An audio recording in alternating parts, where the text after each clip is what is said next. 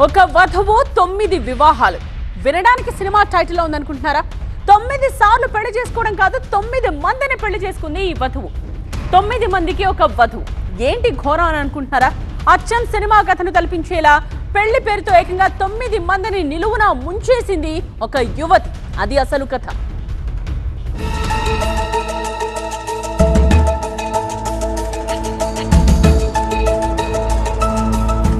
మహారాష్ట్రలో దోపిడీ పెళ్లి కూతురు. పెళ్లి కాని ప్రసాదులే టార్గెట్. ఇప్పటికే 8 పెళ్లిళ్లతో మోసాలు. 9వ వ్యక్తిని పెళ్లి చేసుకోగా బయటపడ్డ బండారం. మహారాష్ట్రలోని బీడ్ జిల్లాలో పెళ్లిళ్ల పేరుతో అమాయకులను నిలువున దోచుకుంటున్న ఓ ముఠా గుట్టురట్టయింది. గ్రామీణ ప్రాంతాల్లోని అమాయక యువకులు ముఖ్యంగా పెళ్లి కాని ప్రసాదులను లక్ష్యంగా చేసుకుని వారి ఇళ్లు జేబులను ఖాళీ చేస్తోంది. మోసకారి వధువుతో దందా నడిపిస్తోంది ఈ గ్యాంగ్. ఇప్పటికే 8 మందిని పెళ్లి చేసుకుని మోసం చేసిన యువతి 9వ వ్యక్తికి అడ్డంగా దొరికిపోయింది.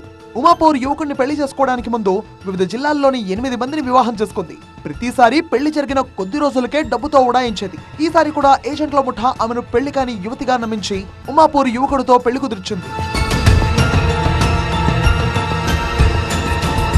బీడ్ జిల్లాకు చెందిన యోగేష్ షిండే పెళ్లి కోసం ఏజెంట్లను ఆశ్రయించాడు. ఈ ముఠా ఏజెంట్లు అతడిని పెళ్లి పేరుతో వలలో వేశారు. వారు ఓ యువతిని చూపించి పెళ్లి సంబంధం కుదిర్చారు. పెళ్లి ఖర్చులు, కమిషన్ పేరుతో ఏజెంట్లు యోగేష్ నుంచి 25 లక్షల రూపాయలు వసూలు చేశారు.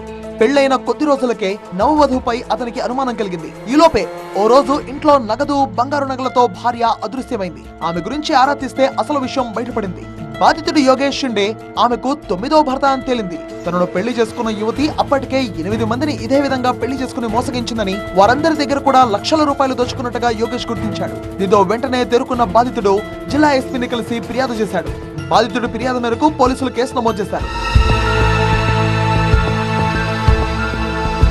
ఏజెంట్లు యువతి ముఠాగా ఏర్పడి పెళ్లి సంబంధాలు దొరకని యువకులను టార్గెట్ చేస్తున్నారు. పెళ్లి తర్వాత కొద్ది రోజులు కాపురం చేసినట్టు నటించి ఆపై నగలతో పరారవడం వీరి మోడస్ ఆపరెంట్.